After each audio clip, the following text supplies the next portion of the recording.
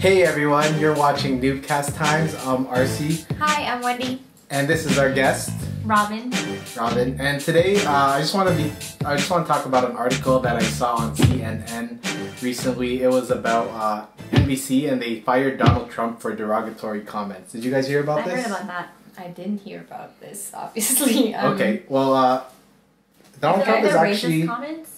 Is it? Yeah. Did I hear about this? Yeah. Okay. I heard this morning. What did he say? So, he's actually, I don't know if you guys know this, but he's actually running for the president of the US. I knew about that, yeah. Right, and he's actually a co-owner with NBC for the USA pageant and also Miss Universe. Yeah. Right, yeah, okay. So since this happened, it's actually kind of a coincidence or ironic that he got fired, because if you guys watch The Apprentice, he's the guy that fires people. You're fired. Yeah. Mm-hmm. So NBC fired him. So NBC fired him, so they cut ties, and the reason why is because he had a speech, a presidential speech. Okay. And these were some of the things that he said. He said, "When did we ever beat Japan at anything?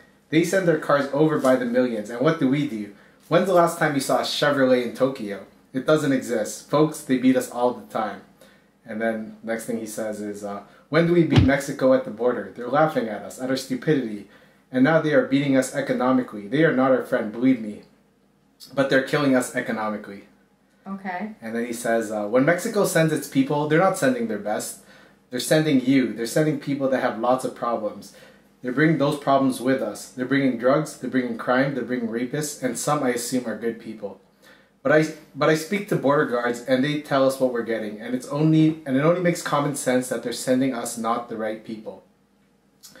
It's coming from more than Mexico. It's coming from all over South and Latin America, and it's coming probably from Middle East. But we don't know, because we have no protection and we have no competence. We don't know what's happening, and it's got to stop, and it's got to stop fast." Okay, first of all, from the sound of it, he's just talking out of his ass. He's saying a lot of assuming things, like, I'm assuming this is what's happening, I don't know what's happening, and I don't know if this is true. So he's like, he has no facts. Like, you know, you need, when you're talking about presidential speeches, you need to be more precise, like the facts about certain things, instead of saying, I assume there's gonna be good people, I assume there's like bad people, I assume it's coming from Mexico, I assume it's coming from Iraq, or, you know, wherever he said.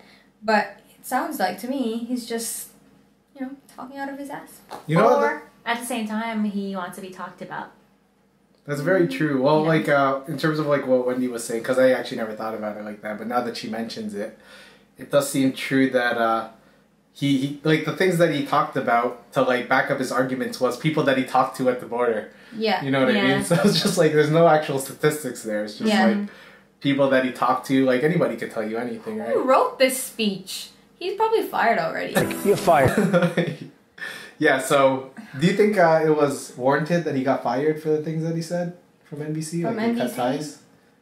Probably. I mean, he's running for president, for God's sake. Like, yeah. You need to be more careful about what you say. You have to filter what you say.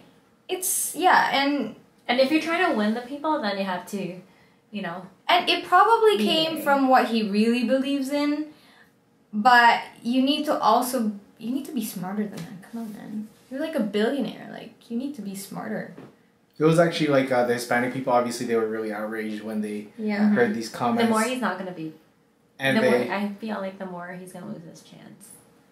So you think that actually lowered his chance of becoming the president? His chances of... I don't even know what his chances were to begin with.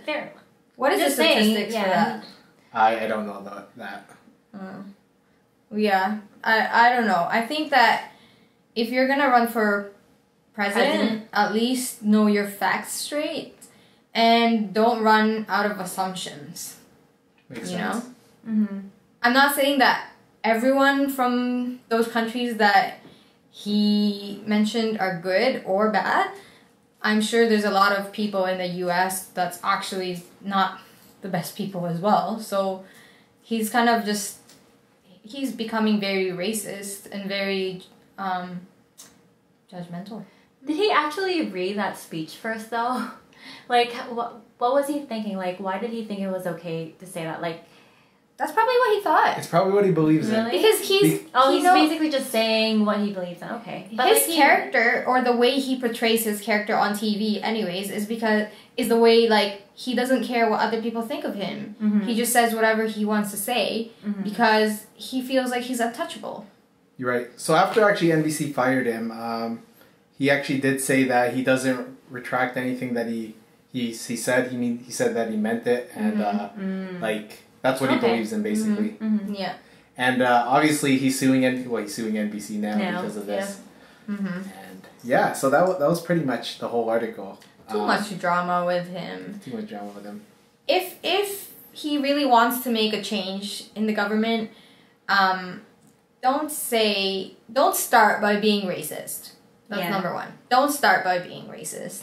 I mean, United States is supposed to be something like one country. Like, don't divide the country. They're just like they're trying so hard to put things together, racially, and now he's racial profiling everyone. Would you guys vote for him? No. Not after hearing this. Yeah, I don't know. Not even prior to hearing this. Yeah, that's true. He had very little chance. He's too arrogant. It's just like it's just business. Like he already has a lot, and I don't know, like get into politics. He probably really just wants to. I always give people the benefit of the doubt. Yeah, but I also heard from like a documentary or like a talk show, and they're talking about like this billionaire that's self-made.